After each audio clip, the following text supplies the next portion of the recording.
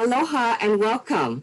I'm Reina Kaneko, President of the Japan America Society of Hawaii, also known as JASH, and it is our great pleasure this evening to feature the 68th Cherry Blossom Festival Court in this, our third virtual talk story in the Women Who Lead series.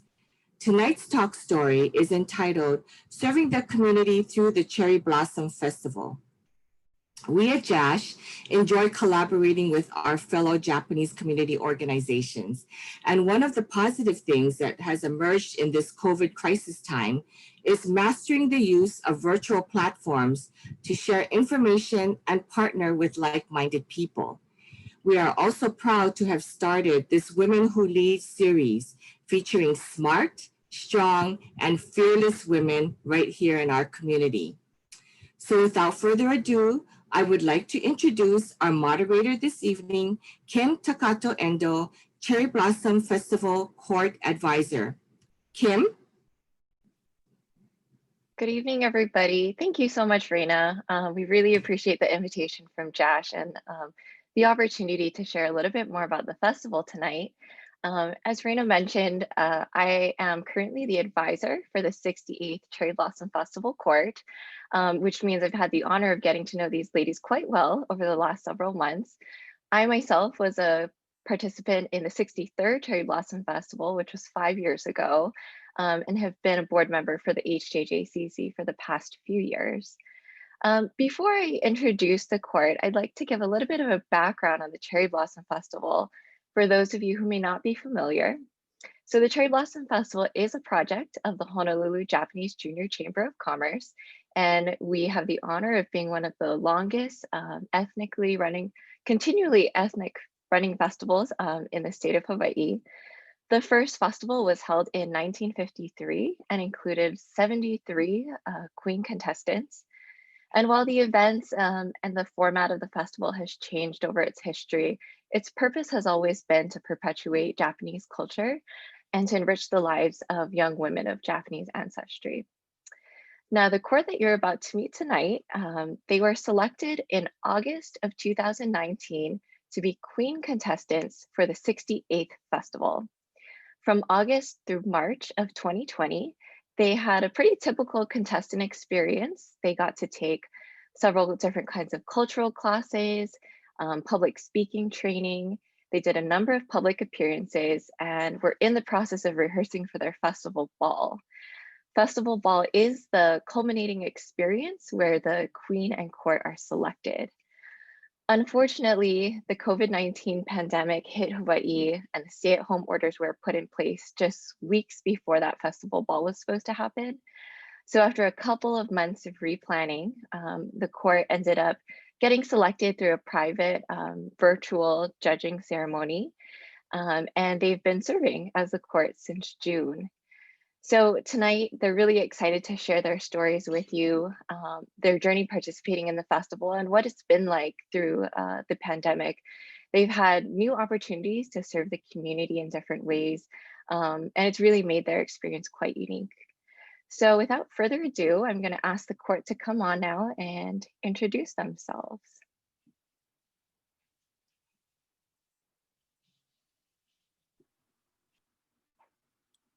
Hi everyone, my name is Jewel Kahivaleni Miyuki Mahoy, and I am the 68th Cherry Blossom Festival Queen and Miss Congeniality. Hi, good evening everyone. My name is Sophia Aiko Taruya, and I am the 68th Cherry Blossom Festival First Princess and Miss Popularity. Good evening everyone. I'm Lauren Elizabeth Holt, and I am one of the 68th Cherry Blossom Festival Princesses. Hi everyone, my name is Kelsey Toshie Uwada, and I'm a 68th Cherry Blossom Festival Princess. Hi everyone, my name is Alyssa Mika Nakamoto, and I am also a princess for the 68th Cherry Blossom Festival. Thank you, ladies. So we're going to start with Lauren tonight. Want to talk a little bit about your contestant experience first. So everyone, hears about the festival from different folks. Everyone has a different motivation for applying. So tell us a little bit about what inspired you to apply for the festival. Sure. So I was actually born and raised in Iowa.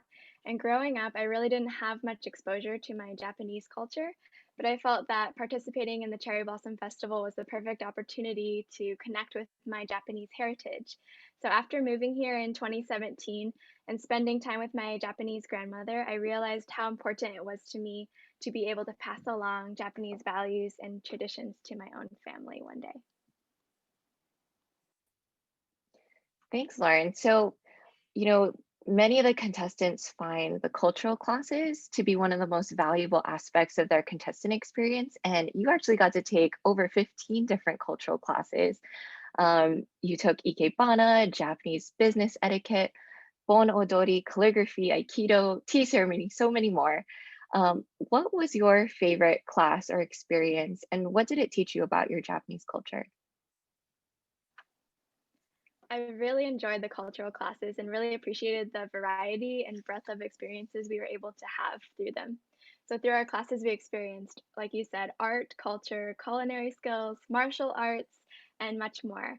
And we had such wonderful sensei who went above and beyond the call of duty and beyond the surface of the subject matter that they were teaching to infuse their lessons with values like discipline, perseverance, trying your best, and appreciating the beauty in all things. While I loved all of the classes, I'd have to say that Aikido was my favorite. I'd never taken any martial arts classes before, so it really pushed me out of my comfort zone. I love learning the basics and listening to Sensei talk about using your ki. This concept is something that I actually am able to extend to my own Suzuki violin students. So, to young students, I describe it as using your life force. Instead of just playing the notes on the page, the children add their own energy to the piece and give it life and meaning. This notion of That, ki helped frame life in a new perspective for me, and I'm really grateful for this and many other lessons learned in our cultural class experiences. that's really awesome, Lauren. I'm so glad that you found something in the cultural classes that you're actually able to pass on and teach. That's really great. Was there any part of your contestant experience that was different than what you were expecting? I just I loved my whole contestant experience, and I thought that I was just very surprised by all of the classes that we had. I wasn't really expecting to be able to experience so many different things, but it was it was great, and I made so many new friends through it and connections, and it was wonderful. That's awesome. Okay, thanks, Lauren. I'm gonna bring Sophia on now and get to know a little bit more about her experience as a contestant. So, Sophia, in addition to all the cultural classes that you got to take, you also received training in visual presentation, communication, public speaking. So, can you share a little bit about that experience and a lesson that you learned from one of those classes that you felt was particularly valuable? Yeah, definitely. Thanks, Kim. I actually signed up to be a contestant in the 68th Cherry Blossom Festival after I had gone through a difficult job interview. And through this interview, I really realized that I needed help with my interviewing skills. And the Cherry Blossom Festival was something that I had always wanted to do, but didn't really know when the right time was going to be. And I realized after this interview that this was my time and that I never will be truly ready for the next opportunity, but when something comes up, definitely seize it. So after going through all of the interview preparation and understanding really what makes us unique, I really thank the public appearances and think that I'm such a stronger public speaker through this experience. And interesting enough, I actually had a job interview literally days after our final festival ball event. And it was something that I was definitely fearing because I think I was so traumatized by the bad interview and was like not ready to go through another interview again, but was like, hey, I did an interview for Cherry Blossom Festival, so this has to be easier. So I went through that interview and actually aced it and got a new job position with the bank. So I currently am a branch manager at Bank of Hawaii, but I got a promotion and I'm so grateful for the visual presentation and the public speaking skills that I was able to gain through my contestant experience. Well, congratulations on that experience, because I think it's one of the things that, a lot of people get out of being a Mhm. contestant is that they find something that really helps them pursue their career or Mhm. something in their personal life. So I know that a lot of people going through the experience feel really challenged actually, because you have a lot of classes that put you outside of your comfort zone. You kind of have to get to know yourself, dig deep, and be a little bit vulnerable. I remember being really nervous about public appearances because you're put on stage and you're expressing your opinions about things like cultural things, current events, and that's not something we do in everyday life. So, how do you think you've grown throughout the process, and what did you learn about yourself? Oh, definitely. I think to just kind of piggyback off of what you said and talking about interviewing public speaking skills, I really learned the importance of being comfortable in the uncomfortable. Before I participated in Cherry Blossom Festival, I definitely was this shy, timid, in group meetings, work meetings. I was probably always the last person to volunteer to speak or not even volunteer at all, actually. But I think that through this experience, I was really able to learn the importance of putting yourself out there, and that opportunities aren't always just going to be given to you or put them out there or be so easily seen. And that sometimes when that opportunity comes to you, you just have to seize it. And you know that no matter what, it might be difficult, it might be something that you haven't done before, but there is going to be some sort of growth that's going to happen from this opportunity. And so I am so thankful that I was able to be a part of the 68th Cherry Blossom Festival Queen Contestant group. I think that we are such a unique group of women that have never experienced a contestant experience like we did, but it was a truly testament to the women that come out to participate and the growth that happens throughout the Queen Contestant experience. I know that every single contestant that was a part of our group grew in some sort of manner. So I think that through this experience, I've really learned the importance of being comfortable in the uncomfortable. That's awesome. Thank you, Sophia.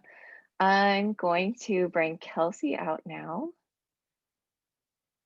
Hi, Kelsey. Hi. Okay, so I want to know a little bit more about your experience as a court member. So, you guys became the 68th Cherry Blossom Festival Court in June, and you've had far from the normal experience. So typically the court is doing a lot of events, live events in person with sponsors. There's a lot of travel involved to the West Coast and to Japan. There's a lot of galas, golf tournaments, and things that just aren't happening right now. So can you give us a little overview of some of the things that the court has been up to this year? Yeah, so with the onset of the COVID-19 pandemic, unfortunately, our court wasn't able to follow that typical schedule. And while we were sad that so many of the normal events were canceled, I think we all really welcomed the opportunity to reach out to more people in new and creative ways. So over the past several months, our court has volunteered with various organizations. For example, we raised $1,334 for the Hawaii Food Bank's annual Food Day. And we also helped them pack over 2,000 boxes of food that went to kupuna and families in need. We hiked up the Manoa Cliff Trail with the Manoa Cliffs Restoration Project to remove weeds and replant native species. We've also done virtual means of communication, and we created an informational video to promote our blood drive with the Blood Bank of Hawaii. And we also partnered with 58th Cherry Blossom Festival Queen Marissa Machida to promote Read to Me International's virtual fundraiser, promoting reading aloud, and so much more. With the social distancing guidelines in place, we've really had to come up with new ways to participate in a lot of these community service events. And while it might not have been what we originally expected, this new challenge brought us to so many new organizations and projects that we really enjoyed helping and that we hope to keep relationships with in the near future. Yeah, I can say, having gone through a pretty normal court experience 5 years ago, it's been really eye-opening to see not only how, you guys have had to be really flexible in adapting your expectations, but also the ways that we've been able to do that alongside a lot of the organizations that we've partnered with, many of whom we've had a traditional relationship with and done things a certain way with, and others who, you know, are a new relationship for us. So that's been really, really exciting. Each court member has the opportunity to lead their own community service project each year. And many court members choose to work either with an organization that they have a personal relationship with or a cause that they're really passionate about. Can you talk about a project that you've planned or in the process of planning this year? Yeah, so one of the most recent projects that we actually did was with Family Programs Hawaii, who is an organization dedicated to providing support to children and families who are either in or entering the foster care system. And I actually heard about this event through an organization that I volunteered with while I was in college. So when I reached out to them, I was really fortunate to connect with one of the event co-coordinators, who also happened to be a 51st Cherry Blossom Festival princess. And she was so excited to have us on board.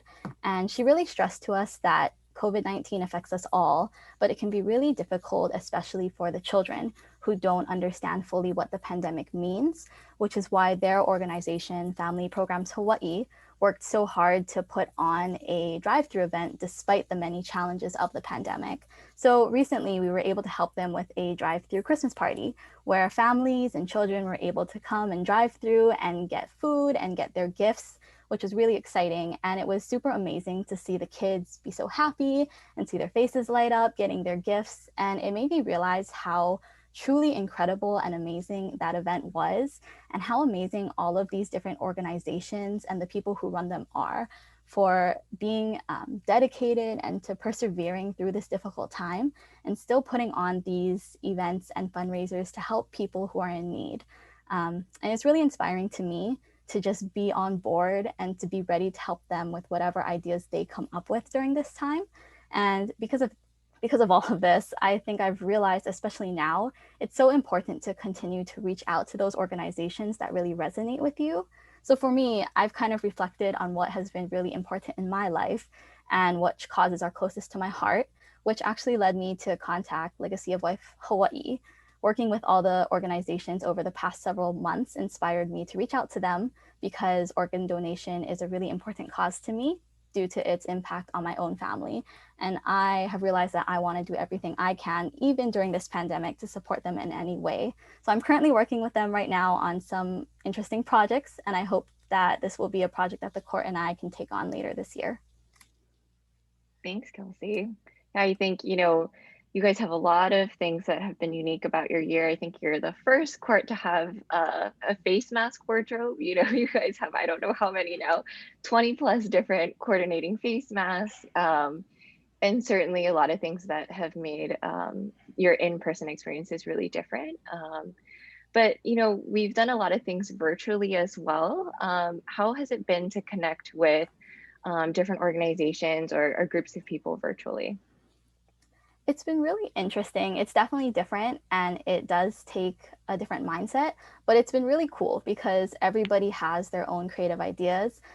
Like I mentioned before, we did a video for the blood bank of Hawaii for our blood drive that Mika actually kind of spearheaded. And that was actually really fun. I didn't know how it was going to go, but she wrote the script and we all got to put on outfits and get props and act out the different scenes.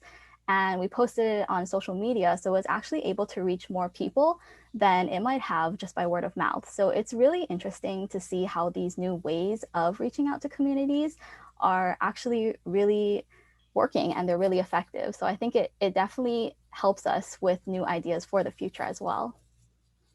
Thanks, Kelsey. Yeah, you certainly are a very creative and a flexible court. So that's been a really cool thing to watch you guys do. Mika, I'm wondering if you can come on now and also talk to me about how your court experience has been. So you've also taken the lead actually in planning a couple projects for the court this year. Can you talk about your experience working with some of the organizations during this really difficult time? Yeah, so with many of the organizations we worked with this year, definitely had to be more flexible with what we can do and how we can help. Email is nice, but it's a long process of back and forths and yes and no's. Project Linus was one case where I had to email my contact multiple times before getting a response. And for those of you who aren't familiar with Project Linus, it's a national nonprofit organization that donates handmade blankets to children in need. And I've worked with this organization before as a Girl Scout, and I know firsthand the impact these blankets have on these kids. And because to many of us, a blanket really is just a cover on a cold night to keep us warm. But for a child who was just put in foster care or is receiving treatment in a hospital, it provides comfort and security. So despite the struggles I've had with putting the project together, in the end, we made 16 blankets for 16 different children. And that makes the struggles so minute in comparison to the triumphs. In the end, all anybody really wants to do is help. And keeping that in mind, we've always done our best at every project and community service event we've participated in. Thanks, Mika. I think, what's really unique about your year, as you're mentioning, is we've never really had courts take the time to do a lot of things like independently, because they've always been able to be together. But you guys have, made cards for nursing home residents, you've made the blankets and whatnot. So it's also brought out a kind of cool creative side out of all of you, a crafty side as well, which has been really cool. So serving as a Cherry Blossom Festival court member is a unique experience in and of itself, but especially this year because of the pandemic. So how do you think this year has shaped you personally? I think for me, it's always been hard whether to decide or whether something should be left up to fate or should be changed by your actions. And I've always been someone who likes to be in control. And believe me, if I could change the weather, I would. But some things are just out of your hands, which is something we've all really learned this year. It's just about making the most of what you have and deciding what you would like to do with it. In my own life as a veterinary assistant, the pandemic has brought a lot of changes in the people we see, as well as the problems that are presented to us. And I've had an amazing time at the clinic I work at, and my boss, who is a veterinarian, has been so generous and kind in allowing these opportunities that are coming our way to be shared with all of us. And that helps me prepare for hopefully a future in veterinary medicine. I think for each of us, we've all grown as a group and as individuals. And I know that whatever comes our way, we're each capable and we each have the right mindset to take on whatever challenges may come our way. That's really special to hear. I completely agree. You guys are the perfect group to be able to kind of weather all of this change and to have done it together. All courts, I think, end up getting really close for one reason or another, and you guys all have this unique challenge that has bonded you in a quite special way. Thank you, Mika. I'm going to bring Jewel out now. Hey, Jewel. So Jewel, you've been a court member for about 6 months now, and you have another 4 months to go. So I want to know, what are you most proud of that the court has been able to accomplish this year? And what are you looking forward to in the next couple of months? Yeah, I'm definitely most proud of the community service events that the court members and I were able to plan and put on ourselves. Mika and Kelsey spoke about Family Programs Hawaii and the blankets that we made for Project Linus, but we really got to partner with organizations and causes that we're super passionate about. One of the events that I was able to organize along with Rianne from the 67th Court was writing cards to the residents at Haleku'ike. We also recorded a video and wrote individualized cards to each resident. And it was such an amazing project for me because as a teacher, I'm typically around young children and students most of my time. And it was awesome to connect with a different population, with the geriatric population in Hawaii. And in the coming months, I really hope that we'll be able to plan more community service events that are meaningful to us personally, that we're connected with, and hopefully support the 69th contestants in their public appearances and in their preparation for Festival Ball. That's awesome. So, the theme of the 68th festival was Kaizen, which means continuous growth. And as you mentioned, the theme for the 69th festival is Kibo, which means hope. So is there something that you hope for in the future, whether for yourself personally, for your court, for the Cherry Blossom Festival? Yeah, for the Cherry Blossom Festival in general, I really hope that they will continue to do community service as contestants and as a court. As a contestant, we did not get the opportunity to participate in community service. We had a really full schedule of classes that we took and other amazing opportunities. But it made me really excited to see the contestants volunteering with Adopt a School this year. So I'd hope to see that, some of the partnerships that we formed maybe can continue in the future with the next court and with the HJJCC. As Kelsey mentioned, last week we volunteered with Family Programs Hawaii's 22nd annual holiday party. And that was the first time that the Cherry Blossom Festival participated in this event, and they were really excited to have us. I also found out it was the first time that the Narcissus Court got to participate in that event as well. And it was just an amazing opportunity and worthwhile event. And it was really awesome for us to get to meet and work with the Narcissus Court and the other groups that were there. So I would love to see the Cherry Blossom Festival at this event next year and, participating alongside other courts and other groups. I would also love to see, this court participating with the HJJCC and volunteering with the Cherry Blossom Festival next year. I can speak for myself and say that I will definitely be helping out, so we can keep this cycle of community service alive. That's really awesome to hear. And speaking of the 69th festival, so as you mentioned, we do have a new set of contestants that will go through the same experiences, many of the same that you did. Is there any advice that you have for current contestants, or what you would have told yourself maybe when you were a contestant? Definitely. There's so many great opportunities provided by the Cherry Blossom Festival. And, it seems kind of overwhelming with all of the events and the classes and the public appearances and all of the people that you meet. My advice would probably be to slow down and just enjoy all of the moments. Sometimes as a contestant, I'm so hyper focused on what I'm doing and trying to be this perfect image that represents the Cherry Blossom Festival, and I didn't really get to slow down and enjoy all of the little moments. So my advice to the contestants would probably be to take the time in between, before classes, after classes, go out, maybe not go out, but take the opportunities to really get to know the other girls and enjoy all of the little moments. That's great advice. I want to let our audience know that we will be taking questions from our attendees. So if you want to use the question and answer feature, you can go ahead and submit questions. We are going to do one more round with the court though. So if I could ask them all to come back on.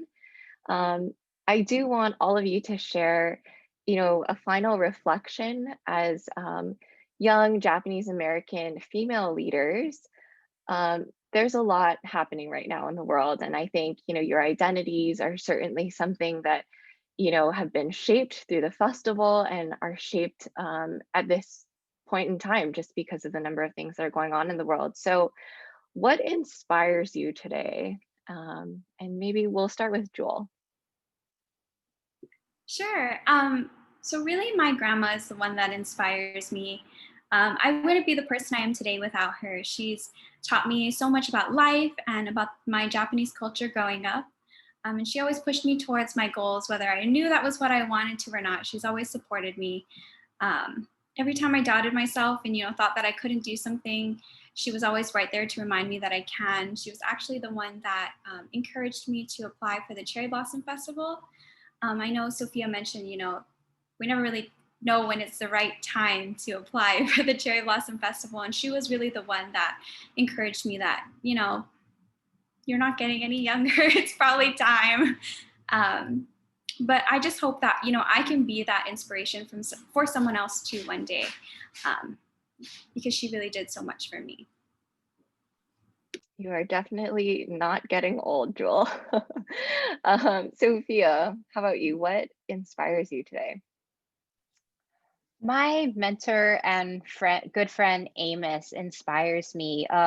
He has the biggest heart and he always puts other people first. And through the time that he and I have been able to spend together, he's truly been able to empower me to be the best person that I can be and be able to give back to others. So I think that, and even though he has many different medical issues that he's facing, he always puts other people first. Like as anytime you ever need him, he's always a phone call, text, email away. So I think that he's also really taught me the importance of just putting myself out there. And I think that he also has really helped me throughout my Cherry Blossom Festival Queen Contestant experience. And I just think that his big heart that he has for everybody around him just truly inspires me. Yeah, I think a lot of our own personal friendships have changed throughout the pandemic. I mean, just the ways we interact with people. I've, connected virtually with people that I wasn't in touch with before, but just by nature of, virtually being the new norm, I think it's really changed a lot of people and relationships too. Lauren, tell us what inspires you. My students inspire me the most. Growing up, I always looked up to my teachers, and I was fortunate to have such wonderful role models who actually inspired me to become a music teacher myself. And they taught me lessons of perseverance, dedication, and the discipline of daily violin practice. These skills translated into every other area of my life, and I hope to have the same positive impact on my own students. I'm so grateful to be able to work with children and have an impact on their character development. My teacher always said, character first, ability second. Learning how to play the violin was just a vehicle for developing into a fine human being. I'm very inspired by my students, and I hope to instill in them the lessons that my own teachers taught me. That was beautiful, Lauren. Thank you. Let's see, Kelsey, what inspires you? I think actually organizations like the Cherry Blossom Festival and all of its amazing volunteers really inspire me. This year has been so uncertain, and everybody has come back with so much determination and dedication to continue this festival and make the 69th Cherry Blossom Festival happen. And it's amazing to me to see how many people actually continue to volunteer and come back and work really hard to make this festival what it is and to give this experience to so many people like me and other young females. So people like that really inspire me to do as much as I can to continue to learn and appreciate my culture and also share that same love for my culture with other people as well. I think everybody within the festival, all of its volunteers and organizers, they really lead by example, and I hope to do the same.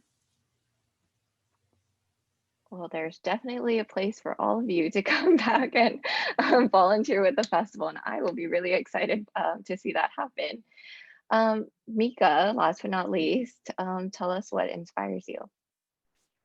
For me, being both Japanese and American means being humble and confident.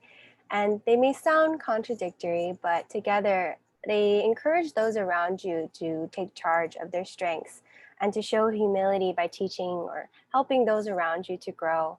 And that was something that was always taught to me by my mom. She was the one who really encouraged me to use my gap year to do Cherry Blossom. She has always seen something in me before I've ever seen it in myself. And she is, as they say, a boss, a delicate balance between strong and kind and headstrong and compassionate. And she's always inspired me to be my own person, to be humble in my confidence. Thank you, Mika. So I am going to take it over to the chat and see if anyone has any questions that they want to pose to the court. You can go ahead and use the Q&A function in Zoom, which is at the bottom of the screen. I'm going to check really quickly.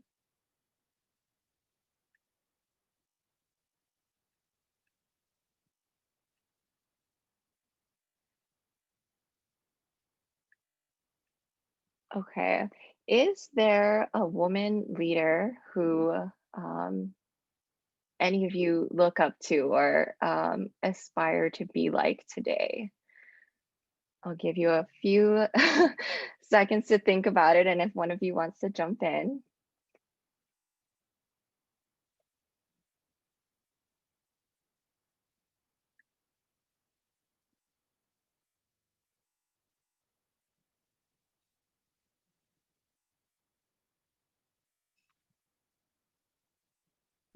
Would I be able to answer that? Of course, go ahead, Joel. Okay. I wasn't sure if we were waiting. I would say that a woman leader that inspires me is the principal at the school that I work at. She drives in every morning from Kahalu to Alawai Elementary School, and she makes that commute every day. She's the first one there in the morning and the last one to leave. And you can just tell in the way that she interacts with all of the faculty, from the most experienced teacher to the custodians, that she really has this deep respect for everyone that works there. And she really does her best to make sure that all of the students, all of the teachers, everyone is getting their needs met, and that it's not just student-centered, but everyone is being able to work together and make it such an amazing school. And I've had such a great experience working there for the last 2 years. And her leadership is definitely something amazing that I look forward to, being a part of and working with her. And I sincerely admire that about her and hope that I can take notes and be the amazing woman that she is one day. Thanks, Joel. Did anyone else want to share a female leader that they look up to?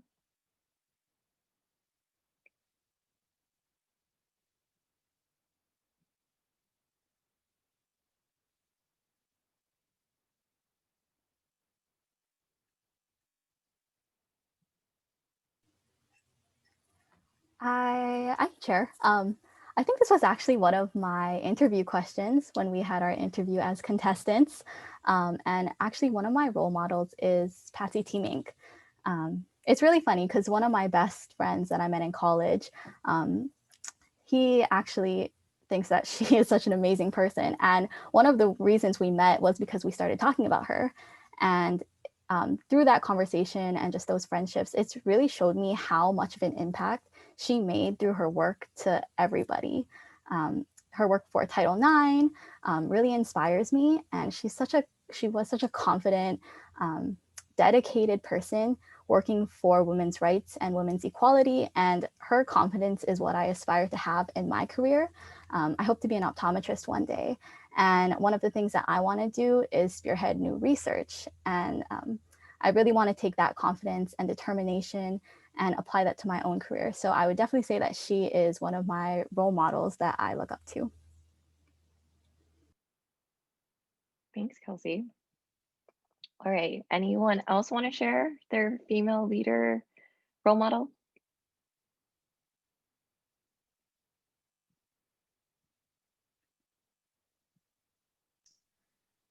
I guess the female leader that comes to my mind actually is my mom. She really just puts all my sisters and I first, and I think that she really inspires me to be the best person that I can be too.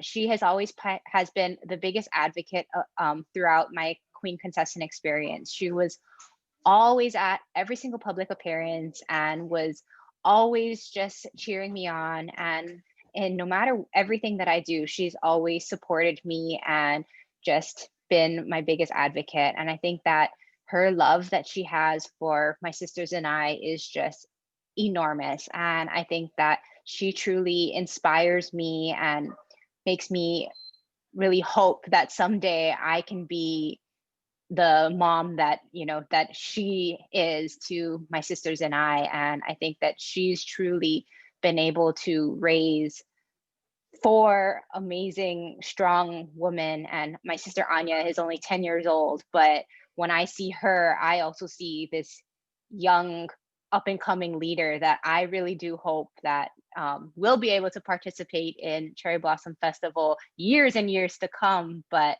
I think that my mom really just pushes my sisters and I to put ourselves out there and always grow. So I think that my mom really is one of the women that inspires me and is such a strong leader. Thanks, Sophia. Okay, so we know that, one of the purposes of the Cherry Blossom Festival is to perpetuate Japanese culture. So how do you envision that you'll be able to do that after the end of your court year? I can answer that. One of the things that I've done from when I was very little was martial arts. I have a black belt in Kaji Kembo, which is a mix between karate, judo, kendo, all these other stuff. So it's kind of a modern martial arts that I started when I was, I think, 5 years old. Um, After I got my black belt when I turned 18, I've always continued to come back and teach. That was something that's very close to my heart. Um, I would always say in interviews for jobs and even for Cherry Blossom that I would teach little kids how to use Japanese weapons. And um, I've always looked forward to these Saturday classes with them. And I would hope that, after I come back from vet school, I'd be able to hopefully be a teacher for one of the cultural classes as a mentor now and not as a contestant anymore, and be able to share my wisdom through that. I would really love to show, I'd love to show you guys how to use weapons too. Thanks, Mika. Anyone else want to chime in on that one? Okay, if not, we have a couple. Oh, go ahead, Joel. Okay. I don't know, like I mentioned before, I'd love to volunteer with the Cherry Blossom Festival. I am really passionate about the haiku art contest that the Cherry Blossom Festival does. When they announced it last year, I printed out the flyer and brought it to all of the upper grade teachers at my school. And I really encourage a lot of teachers to promote this to their students. And I would love to bring the art contest to more schools if I am able to do that next year on the Cherry Blossom Festival committee. That would be awesome if you did. Let's see, we have a couple other questions. So this is a fun one. Have any of you ever done makeup tutorials for mask wearing?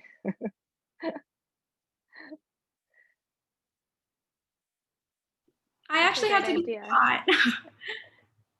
I am not good at makeup and masks. So one of the other contestants gave me tips and she said, use a lot of setting spray. Actually, I think mask wearing has made it a little bit easier for you guys because we can go, without lipstick at some events. But yeah, definitely, like I said, a new and different part of your wardrobe. Another question, are any of you Okinawan, and did you like the Okinawan classes that you were able to take as contestants? I'm Okinawan. I have the Uchinanshu pride. I loved the Okinawan class. I mean, I talk about not realizing how Japanese I was, but then going into this Okinawan class, I'm like, oh, I really don't know how Okinawan I am. One of the things, or two things that we really did was lion dancing, which is something you always see, but something that we got to experience firsthand. That was such a fun and like completely freeing experience that I loved. And the other thing we did was learn how to make andagi. And I would say that one of the main reasons I go to the Okinawan Festival is to eat andagi. And actually this year, for the first time, my mom made it with me and we shared it with our neighbors and with our friends and family, and it came out really great. And so I will definitely be making that every year. And hopefully next year at the Okinawan Festival, I'll be able to compare and see whose one is better.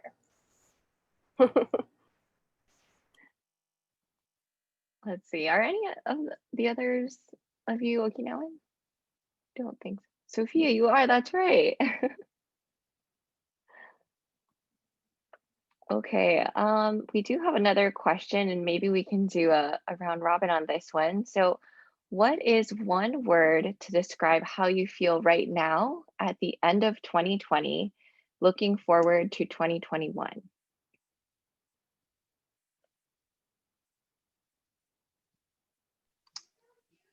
My word is thankful. I am so thankful for obviously all the opportunities that I've been able to experience throughout this Cherry Blossom Festival experience, but also so thankful for the people that are in my life and being able to see so many different people virtually now. I think that through this pandemic, the way that we're able to communicate with one another is so different, but it makes the ability to connect with people that are far away even easier. So I think that I'm so thankful for all the people that are in my life and even just being able to have all these opportunities despite the pandemic and be able to grow with these women that are on this call today and just being able to be the best person that I can be no matter what. So I think the word that describes and how I feel right now is thankful.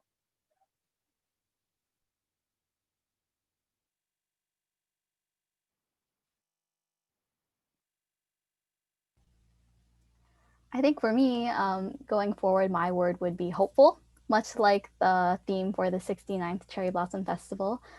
This year has definitely had its own set of unique challenges, and a lot has been taken away or canceled.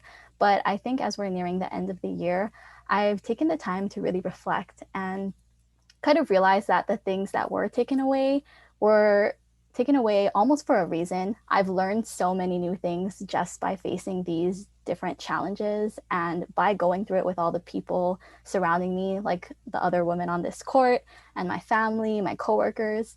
Everybody has really pulled together and worked together to find new ways to just handle life through this pandemic. So I'm really hopeful for the new year. And with all the challenges that may come in 2021, I'm hopeful that we have the tools and the strength and the confidence to go forward and make it a really great year.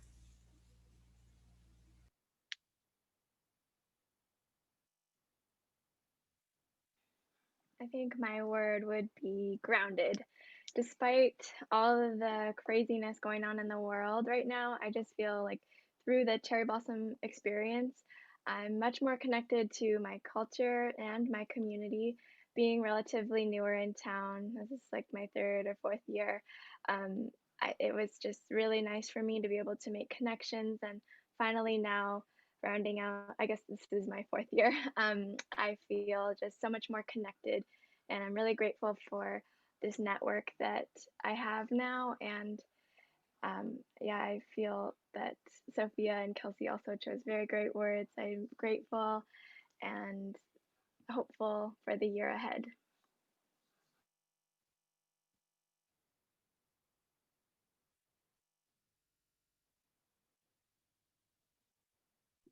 I would say my word is excited. I think that some people have tried to empathize and have kind of felt sorry for us as a court that we didn't get the same experience as all of these previous years. But I can't really relate to that feeling. I've just been really excited about all of the opportunities that we did get and all of the really unique community service events that we were super like privileged to participate in. We had this one event at Rainbow Drive-In this year that we did for Halloween, and a bunch of my students actually came to get Halloween candy, and it was really nice for them to interact with the court and get to see me outside of the computer screen. So I would just say I'm super excited for the events to come in 2021 and to see how the 69th court enjoys their time as well. So I'm just really excited. I think for me, my word will just be compassionate. I think we've been surrounded by so many amazing people, even our friends and families who we know personally, and seeing how they've all helped us through this experience as a court, but also in our own personal lives. And because everything slowed down and we kind of came to a stop in a sense, I really got to see just how much my parents and my coworkers have done to help me, go to all my classes and leave work early, and to also help me now as a court member to do the things I can do on Saturdays and volunteer and things like that. They've shown me so much compassion as friends, as sisters, as daughters, and as a daughter. I don't have a daughter. But I'm hoping that I can learn something from them this year and take that into the next year. Thank you all. That was really nice. I have thankful, hopeful, grounded, excited, and compassionate, and all really, really great words to kind of set us up and hopefully for a better 2021. I do have another question that came in. So, what is one memorable challenge that you faced during your contestant experience, and how did you overcome it?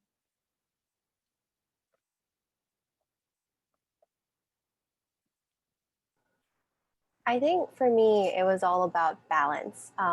For every single one of us, whether it was just juggling cherry blossom and work, or cherry blossom work in school, cherry blossom work, school, personal life, there is a lot going on as contestants. But every single time we showed up to class, there was just this aura of a good person, like a good attitude.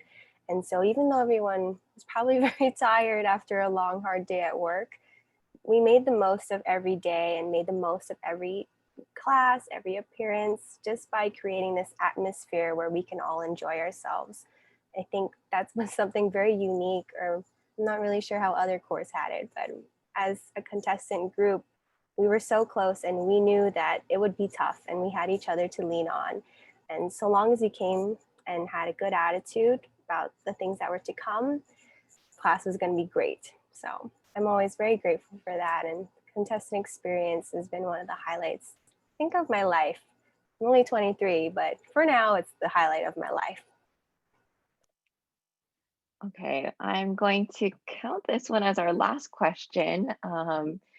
Once the COVID-19 pandemic is settled down and things are more back to normal, what is the first thing you think you'll do?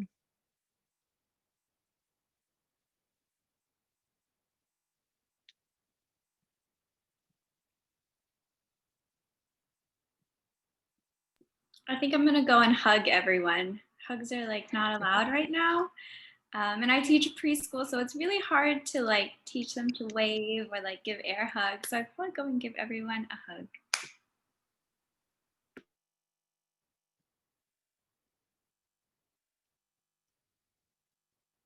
Hugs are good. Anyone else? I think I'm looking forward to travel. I would really like to see the world in a different perspective. And, even though we may have missed our opportunity to travel this year as a court, I know that Japan will always be there and SF will always be there. And I just can't wait to go see it for myself.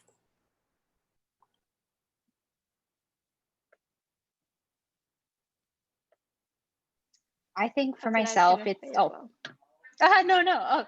But anyway, I so I work at the bank, and so I am so now used to having customers come into the branch wearing masks, and it's definitely been a challenge to have to identify customers and have them become adjusted to the mask wearing. And I think even meeting with customers has become totally different by having a plexiglass between us. And I think the conversations, we still have to have these personal conversations with people, but that plexiglass is different. So I think that I'm really excited to remove that barrier and remove the masks from my clients and just be able to have these conversations again with them. So I think that that's really what I'm looking forward to.